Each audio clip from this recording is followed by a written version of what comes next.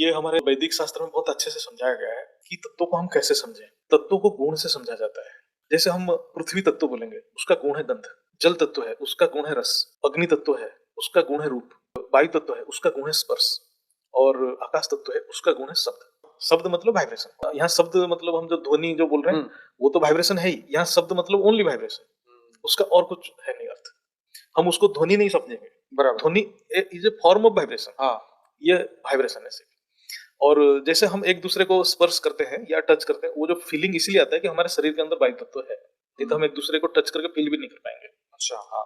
और किसी का जो हमारा रूप है, जो कोई सुंदर दिख रहा है, कोई ये दिख रहा है, उसमें कोई बहुत सुंदर है और उसमें कुछ ग्लो है, तो उसमें अग्नि तत्व बहुत ज्यादा है, तो रूप को निखारता है अग्नि तत्व। फिर आता है जल तत्व। जल तत्व रस मतलब कुछ भी खाद्य हम खाते हैं उसमें जो स्वाद आता है वो है जल तत्व का प्रॉपर्टी। और किसी भी वस्तु में जो गंध आता है तो वो है पृथ्वी तत्व का प्रॉपर्टी।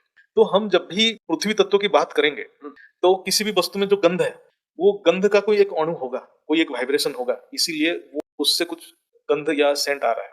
तो इसका मतलब वो अणु ही पृथ्वी तत्व है। ऐसे ही किसी भी चीज में कोई स्वाद है थोड़ा सा भी, तो वो अणु ही जल तत्व है।